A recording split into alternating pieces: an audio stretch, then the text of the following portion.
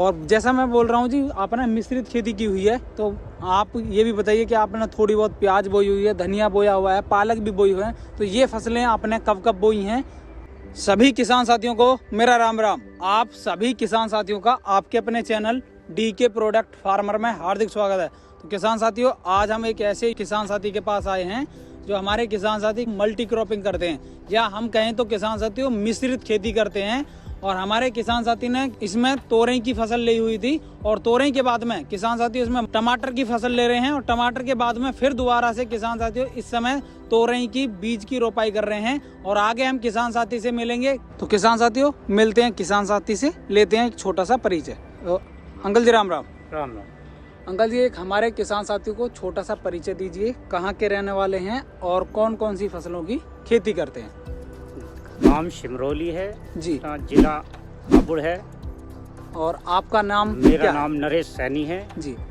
और सर, आपने इसमें कौन कौन सी फसलें बोई हुई थी? और जैसा मैं आप देख पा रहा हूँ इसमें बेल सूखी हुई है तोरई की, तो आपने तोरई की पिछले साल खेती की थी? हाँ जी, इसमें तोरी थी पिछली साल जी। और ये तोरी के बाद हमने इसका जाल नहीं उतारा। अच्छा, जाल आपने नहीं उतारा है? जाल बरसात की तोरी के बाद हमने इसमें लगाया था टमाटर जी, जो हमारा मचान या हम कहें तो जाल वाली तोरई थी इसमें जी। और फिर उसके बाद तोरी लगा रहे हैं। अच्छा, इस समय आप जनवरी मंथ में तोरई की रोपाई कर रहे हैं जी।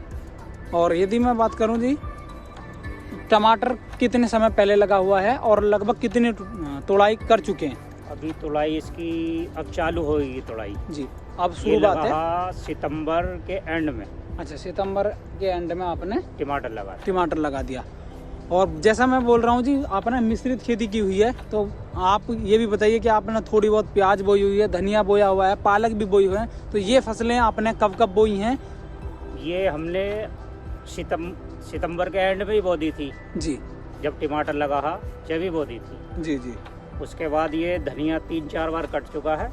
अच्छा, 3-4 बार आप धनिया की हार्वेस्टिंग कर चुके हैं। जी जी। और यदि मैं अंकल जी धनिया के रेट के बारे में बात करूं तो लगभग कितने रुपए किलो तक बेचा है और अब कितना रेट चल रहा है? शुरू में तो ये 18 से 20 रुपए किलो बिका था जी। अब 10 से 12 रुपए किलो बिका। अब भी 10-12 रुपए किलो जा रहा है। और जो आप इस समय बोल रहे हैं कि आप तोरई की बिजाई करने वाले हैं? जी जी, तोरी की बिजाई कर रहे हैं जी। इस समय कौन कौन सी खादों का इस्तेमाल कर रहे हैं और किस तरह बो रहे हैं, और इसमें कौन सी बीज का इस्तेमाल कर रहे हैं, ये भी हमारे किसान साथियों को बताइए।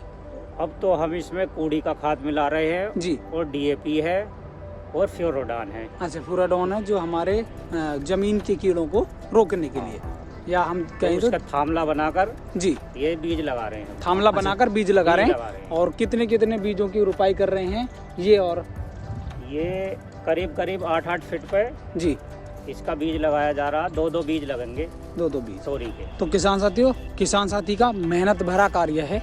यदि हम बात करें तो यहाँ जाल बनाया गया था तोरई के लिए, जो मचान बोलते हैं कुछ जगह इसको, और जाल बोलते हैं इस क्षेत्र में। तो किसान साथियों, हमारे किसान साथी ने तोरई की बेल को नहीं तारा और यहीं अपना जैसे मंडप रहता है या जाल रहता है ऐसे ही छोड़ दिया था। और हमारे किसान साथी ने इसमें फिर टमाटर बो दिया। और टमाटर में किसान साथियों इस समय हार्वेस्टिंग का समय चल रहा है, पक रहे हैं टमाटर।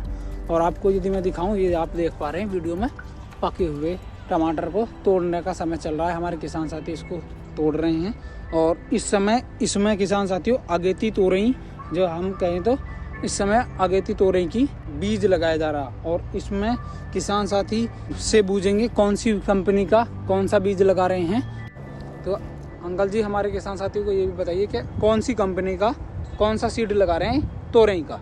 इसमें VNR का अनीता बीज लगा रहे हैं। अच्छा, VNR का अनीता जो सीड आता है उसकी आप बीज की रोपाई कर रहे हैं जी।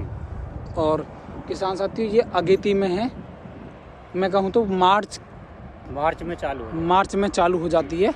और जाल बनाया है, बस बेल को चढ़ाना और इसकी जी, जो है ये इन्हें उतार देंगे। अच्छा, बीच में से जो ज़्यादा है उन्हें तोड़ लेते हैं, बाकी ये नहीं रहेगा। मैं कहूँ तो 2 साल से लगा हुआ है जाल जी।